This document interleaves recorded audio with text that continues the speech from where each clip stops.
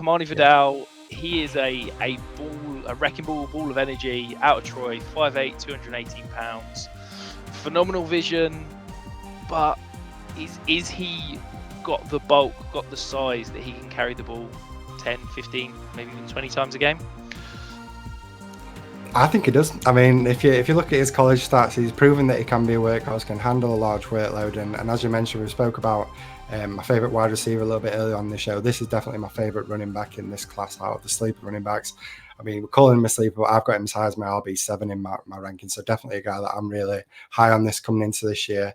As you mentioned, the size is, while he's short in terms, he's only 5'7", but he's 213 pounds. He's like a little wrecking ball. He bulldozes through plays, as you mentioned, got that great vision, but he's also not afraid to use that weight and run through defenders as well. Fights for yards after contact. He had over 1,000 yards after contact this year, which ranked first in the NCAA, 3.58 per attempt. So definitely a guy that if you are going to try and bring him down, you've got to bring some force behind you, because he's definitely going to, if he picks up that momentum, he's going to run through you. And if he doesn't run through you, he's also pretty good at running around you as well. 94 missed tackles, which was first by a considerable amount again in the NCAA. Obviously, there's the offset of the fact that he did have a lot of touches this past year.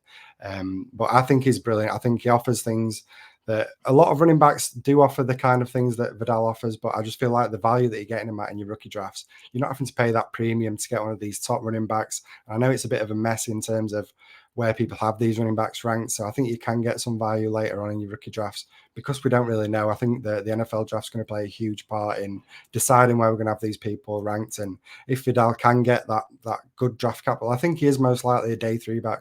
Obviously, playing for Troy, he's not going to appeal to the helmet scouts. He's not really a name that's going to stand out. The fact that he has played for a smaller school, but I really do like it. People are going to put him down as more of a north-south runner, but as I say, I think he's a bit underrated in that lateral agility as well. Some of the jump cuts that you see when you watch the tape is really impressive to me. And then there's not just that; it's the pass blocking as well. I think, and looking at the stats, he's probably one of the best running backs in pass blocking as well, which, while it doesn't get you points in fantasy football, it does get you opportunities in the NFL. He is going to get opportunities to be on the field and progress and become more of a valuable asset for the team that he lands on. So I'm really excited by him. There's obviously the concerns with the lack of top end speed, as I mentioned, that the smaller school, which could result in a low draft capital, but that just feels like more of a chance of getting him super late in your rookie drafts. And if he does land in that good situation where he does get the opportunity early, I'm really excited by him, Rich. I think he's going to be a great steal in rookie drafts, and I look forward to seeing where he lands and what he can do moving forward.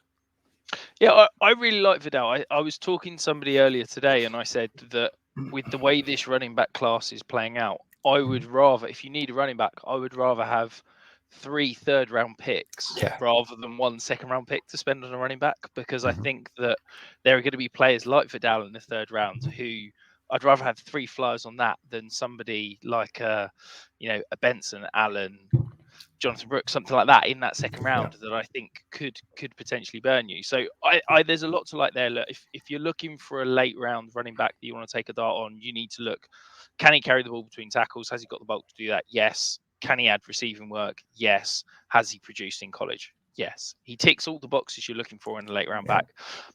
I have a slight concern. It's a little bit annoying. I think at times he does look to bounce runs. He is smaller, but he's got the bulk to carry it. But he likes being in space. And there are times when it's like there's a crease there, and he sort of goes outside, gets tackled, and it's like if you just trusted, and it could be that he's playing behind a Troy offensive line, and he needs to trust his blocks more and stay inside that tackle box, because there are definitely creases there time and time again. I also think in the receiving game, he was a great volume receiver, but he wasn't what I'd call a value add receiver. He was a guy that feasted on checkdowns and screens. He wasn't asked to run routes. He wasn't running choice routes in the open field. It was a case of he was a check down option, not a receiving option, if that makes sense. So it's difficult projecting that to the league. There are plenty of guys in college who have been nothing but check downs who become amazing receiving backs and vice versa. But he's got good hands. He can, catch, can be a weapon, but he just didn't see enough of him running routes, certainly, to say that he's a plus there. But I agree with you. I think in terms of a sleeper, in terms of that sort of 3rd, 4th rounds, let's take a flyer on a running back. I think Vidal ticks a lot of the boxes to the kind of things that I'm looking for there, certainly.